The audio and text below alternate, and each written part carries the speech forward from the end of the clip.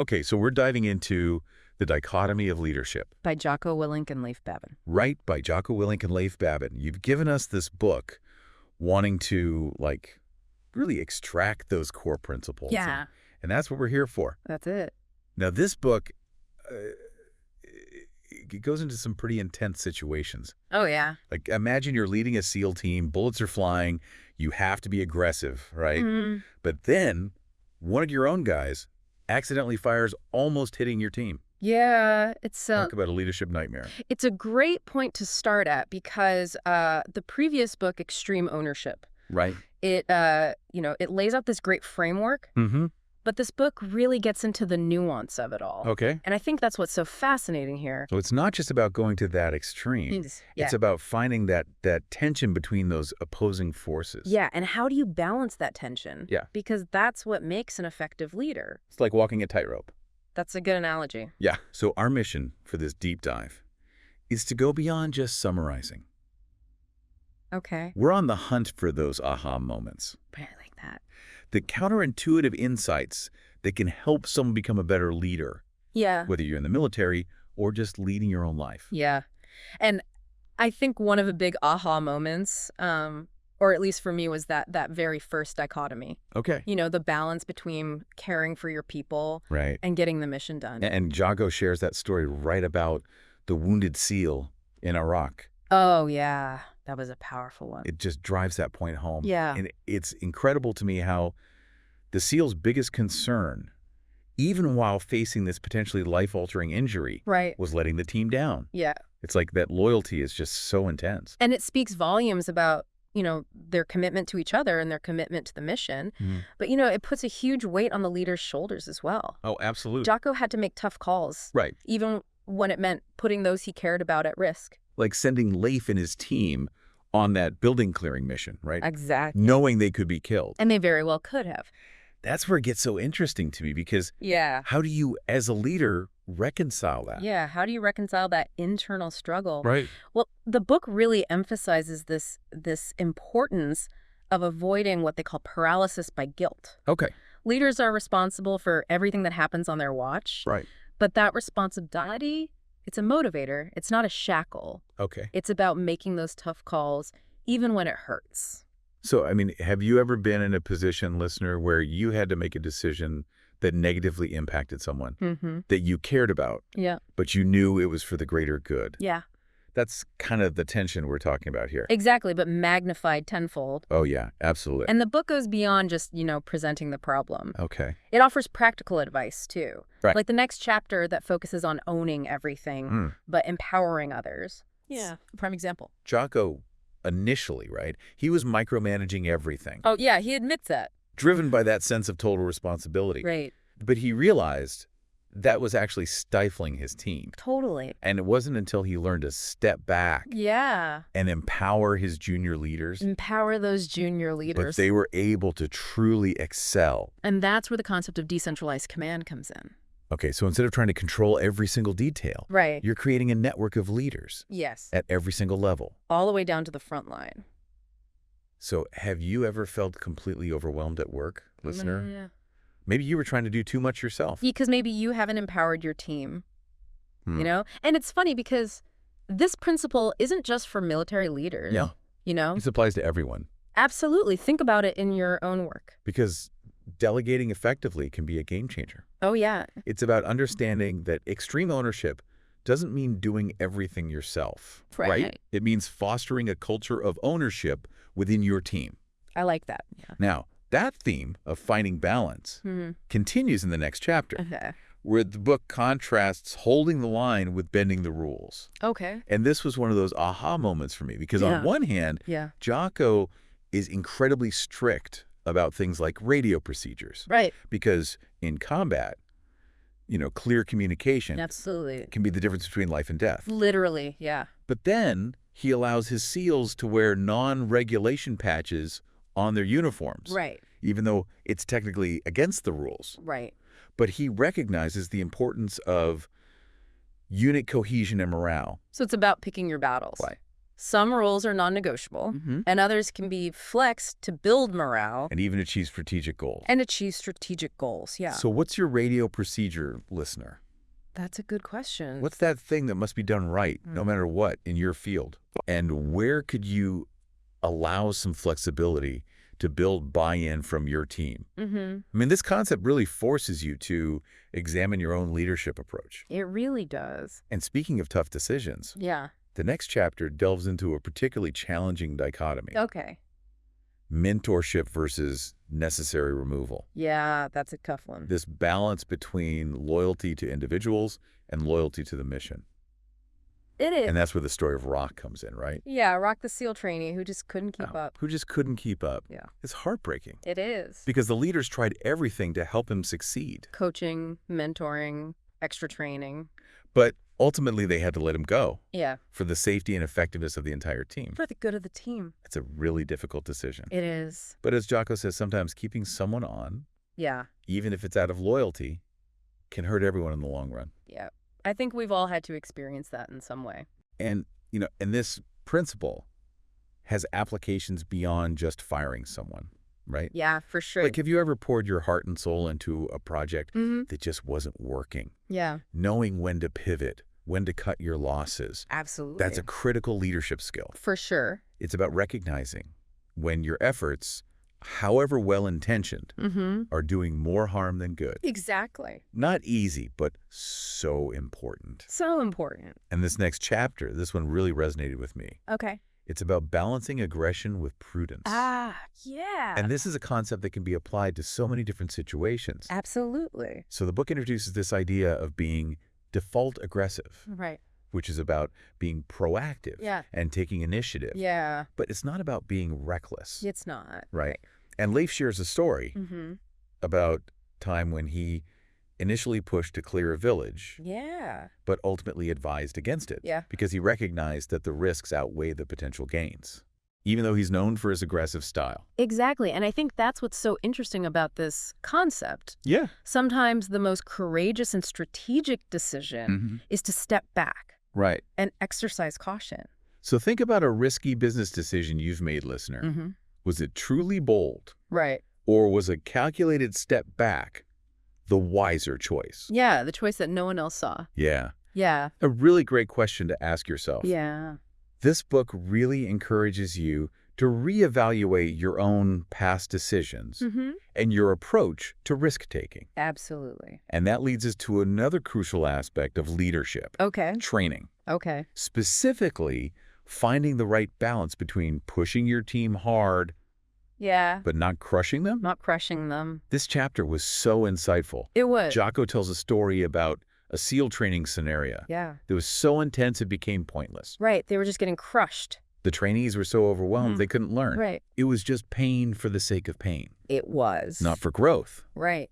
So think about the toughest challenge UVE faced professionally, listener. Yeah. Did it make you stronger? Right. Or just leave you exhausted and demoralized? There's a difference. And that's a powerful distinction. It is. The goal of training should be to foster growth and improvement, not just inflict pain. Right. And it makes you really think about your approach to both giving and receiving training, doesn't it? It does, for sure. Now, this next chapter really dives into the tension between two seemingly contradictory qualities. Okay. Being humble, but not passive. Yeah, that's another good one. It's about respecting the chain of command, but also having the courage to speak up when you know something is wrong. Yeah, that's a tough one. And Leif offers a perfect example of this. He does. He was ordered to include more Iraqi soldiers in his missions. Yeah. Despite his knowledge that it would actually make things more dangerous for his team. More dangerous. He was in a tough spot. He had to balance his respect for authority with his responsibility for the safety of his men. Exactly. It's a reminder that sometimes true leadership requires challenging the status quo. Yeah, it does. Have you ever been in a situation, listener, where you had to disagree with your superior? Right. Did you do it respectfully based on evidence, not just ego? These are the kinds of questions that this chapter makes you ask yourself. It does, for sure. It's about finding that balance between difference and dissent. Right. Now, as we wrap up part one of our deep dive, let's talk about one final chapter, which explores the challenge of being focused on the details, Yeah. but detached enough to maintain perspective. It's about being able to zoom in and out, Right. see both the trees and the forest. And Leif illustrates this perfectly. Yeah. With a story about an accidental discharge during a raid. Yeah. A very stressful situation. In the heat of the moment with chaos all around, Yeah. he had to regain his composure Yep. and shift his perspective. To lead effectively. It's an incredibly valuable skill for any leader. Oh, yeah. Being able to shift between being in the weeds and seeing the big picture. It's like being a chef. You need to be able to chop those ingredients precisely. Yes. But you also need to step back and taste the dish as a whole. That's a great analogy. Right. Leadership requires that same ability to zoom in and zoom out. I agree. We'll delve deeper into this concept and other key takeaways from the book in the next part of our deep dive. So welcome back to our deep dive into the dichotomy of leadership. And before we jump into part 2 of the book, Yeah. we were talking about that crucial leadership skill, right? Being able to see the details, but also maintain that broader perspective. Yeah. It's really tough to do, It is. especially when you're in the weeds. Like you said, it's like being a chef, right? Who Right. can both chop those ingredients precisely, but also step back and taste the dish as a whole. Exactly. And Leif's story about that accidental discharge Yeah. really shows how vital it is to step back and gain that objective view. It's like you can't see the forest for the trees. But Right. sometimes when you're in it, you just can't see everything. And that analogy of being chef, I think, is so brilliant Yeah, because it's something we can all relate to. absolutely. We've all felt that tunnel vision when we're deep into a task. You're right. But effective leadership, whether you're running a kitchen or a company, Right. requires that agility to zoom in and zoom out. For sure. And part 2 of the book dives into another crucial aspect, balancing the team. Okay. And this is where we really get into the nitty-gritty of Okay. how leaders can create, a truly cohesive, high-performing unit. And it kicks off by examining this balance between covering down on tasks, right? Yeah. And becoming completely task saturated. Task saturated, yeah. It's a warning against taking on too much to the point where Right. it hinders your effectiveness as a leader Yeah. and it hurts the team's performance. Exactly. And Leif's story about overpacking for a mission in Ramadi Oh, yeah. really illustrates this. He was trying to be prepared for every single possibility. Every possibility. But all that extra gear Yeah. ended up slowing him down Yeah. and hindering his ability to lead. It's a good example of how over-preparing Yeah. can backfire. Sometimes less is more. Sometimes less is more. Have you ever fallen into that trap, listener? Yeah. Maybe you felt like you had to handle everything yourself to the point of exhaustion. Right. You got to delegate. It's that feeling of being constantly busy, Yeah. but not necessarily productive. Exactly. And this chapter is a reminder Yeah. that effective delegation is essential. And that leads us perfectly to the next dichotomy the book explores. Okay. Simple versus complex. Oh, yeah. Keeping it simple. This chapter really emphasizes the importance of simplifying those complex tasks Yeah. to ensure that everyone on the team understands their role Right. and how it contributes to the overall mission. Yeah. And Jocko talks about having to break down a complex mission into smaller, more manageable tasks for his SEAL team. Yeah. It's a reminder that even the most complicated operations Right. can be made more digestible. And communication is key here. Right. It's not about dumbing things down. Right. It's about using language that everyone understands, avoiding jargon, Right. and focusing on the why. It's like, explain it to me like I'm 5. Exactly. You need to be able to meet people where they are. You got it. Whether you're explaining a military strategy Right. or a marketing campaign. It doesn't matter. Have you ever been in a situation, listener, Yeah. where you were trying to explain something complex Right. and you could just see the confusion on people's faces? Totally. We've all been there. We have. This chapter really underscores the importance of clarity and conciseness in leadership communication. Absolutely. Now, moving on, we come to the dichotomy of Right. leading versus lagging. Okay, so being ahead of the game. This chapter is all about being proactive Yeah. and anticipating potential problems Yeah. before they become major setbacks. That's what they become major setbacks. I like that. It's about being ahead of the curve, not constantly playing catch-up. Be proactive.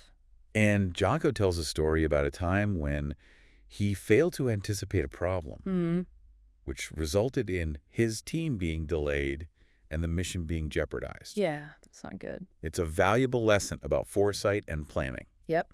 And the book introduces a really helpful tool for this. Okay. It's the what-if analysis.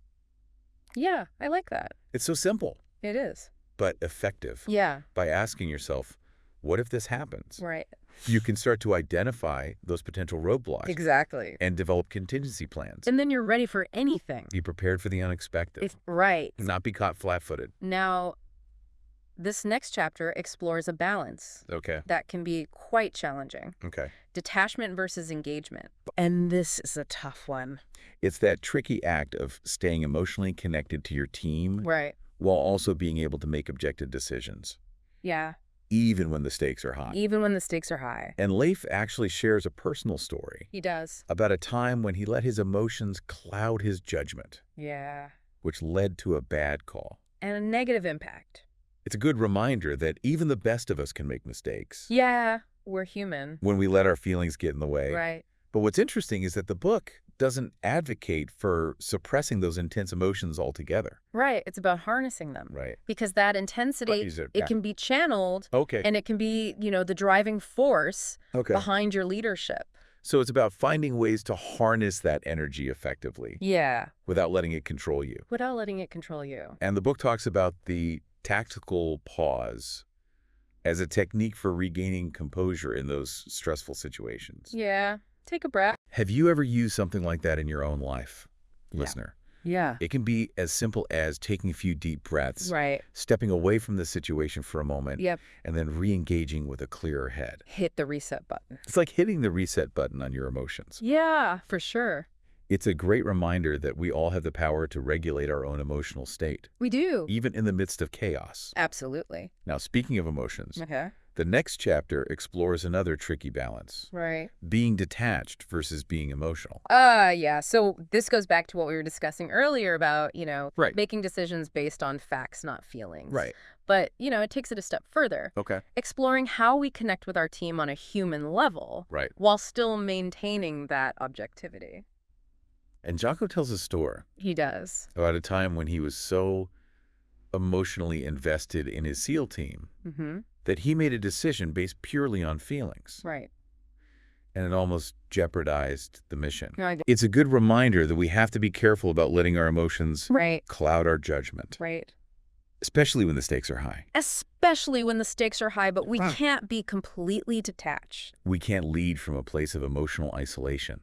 No, we can't. So how do we find that balance? Well, the book uses this great analogy Yeah. of being a parent. Okay. You love your children unconditionally, but you also have to set boundaries Right. and make decisions that are in their best interest, Right. even if those decisions aren't always popular. And I think that's such a perfect comparison It is. because it highlights the duality of leadership, doesn't it? It does. You have to care deeply, but also be able to make those tough calls Yes, you do. when necessary. Yeah, absolutely. And that brings us to the final chapter that will cover this section, Okay. which focuses on the importance of knowing yourself and knowing your team. Yeah, self-awareness. And this one might seem obvious, It does. but it's often overlooked. so often. Jocko shares a story about a mission failure Yeah. that happened because he didn't fully understand the capabilities Yeah. of one of his SEAL team members. Right. And it's a reminder that effective leadership requires more than just giving orders. Way more. You have to invest the time You do. to get to know your people, Yeah. to understand their strengths and weaknesses, Right. their motivations, their aspirations. And their goals. Only then can you truly leverage their talents Right. and help them grow. But knowing your team isn't enough. Right. You have to know yourself too. Your strengths, your weaknesses, your blind spots. Your blind spots as a leader. This chapter really encourages us to engage in honest self-reflection, It does. to seek feedback from others, Yeah. to be open to continuous learning and improvement. You gotta always be growing. It's that idea of leadership being a journey, Yeah. not a destination. It is a journey for sure. And we are back for the final part of our deep dive Part 3. into the dichotomy of leadership. Here we go. And this section Mm-hmm. is all about the leader themselves. Yeah. Now, this might seem a bit self-centered at first, but Yeah, I can see that. bear with me. It's really not, though. It's Huh. like if you're leading a team, Yeah. but you're burnt out, you're stressed, Yeah. you haven't figured out your own balance, Right. how effective can you really be for others? Yeah, you can't pour from an empty cup. Exactly. And that leads us perfectly Okay. to the first dichotomy in this section, Right. balancing confidence and humility. Yeah. And that sounds like a contradiction. Yeah, it sounds like a contradiction, but But it's so essential for effective leadership. it is. It's about believing in your abilities, Yeah. knowing you can get the job done, Yeah. but also having the self-awareness to recognize that you don't have all the answers. That you don't know everything. Right. And that there's always room for growth, Always room for growth. learning from others, Yeah. admitting when you're wrong. Absolutely. And Jocko tells a story He does. about a time where his confidence as a SEAL leader Yeah. almost tipped over into arrogance, Right. which could have been disastrous. And it's a good reminder that even the most accomplished leaders need to stay grounded. Yeah, you got to stay humble. Right. Because confidence without humility Yeah. can be blinding. It can Right. it can prevent us from seeing our own weaknesses, make us resistant to feedback. Right. And on the flip side, too much humility Right. can lead to indecision Yeah. and a lack of initiative. You got to find that balance. So how do we make sure we're staying balanced? Well, the book talks about Yeah. this thing called the mirror test. A mirror test. Yeah. I love this. And it's so simple, but kind of terrifying. It is terrifying. You know? It is. Look at yourself in the mirror. Yeah. Ask yourself some tough questions. Well, Like, okay. am I being too arrogant? Am I being too passive? Am I open to learning from others? It's a quick self-check to make sure we're staying on track. It forces you to confront those aspects of yourself It does. that might be holding you back as a leader. Yeah. And I think brutal honesty with yourself is Yeah. so crucial for growth. It is. And it's not always easy, No, but it's necessary. but it is. Now, the next chapter dives into another balancing act. Okay. Staying calm under pressure, Yeah. but also bringing that intensity and passion to your leadership. So your leadership. It's that classic image of the leader, right? Right. Who's cool as a cucumber in a crisis, Mm-hmm. but also has that fire in their belly Yes. that motivates and inspires others. Leif actually shares a story about a time when he lost his cool during a mission. Oh, really? Yeah, and it almost had catastrophic consequences. Wow. So it's a good reminder that even the most seasoned leaders Right. are human We are. and can be affected by stress. But the book doesn't advocate Right. for suppressing those intense emotions altogether. No, because those emotions, Right. they can be the driving force behind your leadership. So it's about finding ways to harness that energy effectively Right. without letting it control you.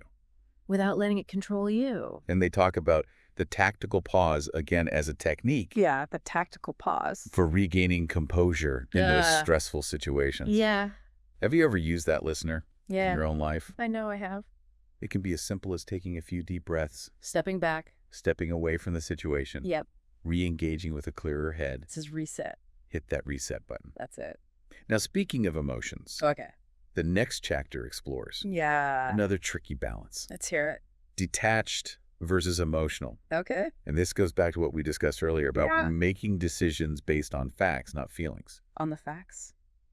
But it takes it a step further by exploring how we connect with our team on a human level Mm-hmm. while still maintaining that objectivity. That's the tough part. It is tough. It is. And Jocko tells a story It does. about a time where he was so emotionally invested in his SEAL team Yeah. that he made a decision based purely on feelings. Uh-oh.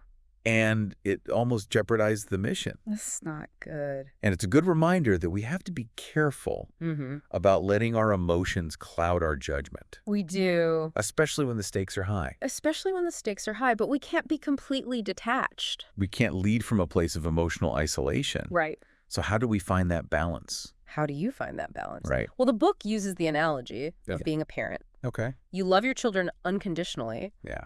but you have to set boundaries. Right. You have to make decisions Hmm. that are in their best interest, Right. even if those decisions are not always popular. I think that's such a perfect comparison It is. because it highlights that duality of leadership, doesn't it? It really does. You have to care deeply, You do? but also be able to make those tough calls when necessary. Yes, you do. Now that brings us to the final chapter of our deep dive, Okay, last one. which focuses on the importance of knowing yourself Yes. and knowing your team. Know yourself, know your team. And this might seem obvious, It seems obvious. but it's often overlooked. often overlooked. And Jocko shares a story Okay. about a mission failure that happened because he didn't fully understand the capabilities of one of his SEAL team members. Yeah. And it's a reminder that effective leadership requires more than just giving orders. So much more. You have to invest the time Yeah, you do. to get to know your people. Know your people. Understand their strengths and weaknesses, Understand their motivations, their aspirations. Only then can you truly leverage their talents. Leverage those talents. And help them grow. But knowing your team isn't enough. Right. You got to know yourself. Know yourself. Your strengths. Your weaknesses. Your blind spots as a leader. And this chapter really encourages us to engage in honest self-reflection. Absolutely. To seek feedback from others. Yes. And to be open to continuous learning and improvement. Always be growing. Leadership is a journey, not a destination. It's a journey. And that's what makes The Dichotomy of Leadership such a compelling read. I agree. It's not about providing a set of rules. Right. It's a framework for thinking about the complexities of leadership. Right. And the constant need for balance. That balance. It's about recognizing that every decision, every challenge involves navigating these opposing forces. Those dichotomies. And by understanding those tensions, we can make more informed choices. We can. Become more effective leaders. For sure. And ultimately achieve greater success, whatever our battlefield may be. Whatever your battlefield may be. So listener, as you go about your day, your week, your life, remember this. Right. Examine those dilemmas you face. Yeah. Consider the opposing forces at play. And strive to find that balance. That leads to the best possible outcome. The best possible outcome. Keep learning, keep leading, and keep exploring the fascinating world of the dichotomy of leadership.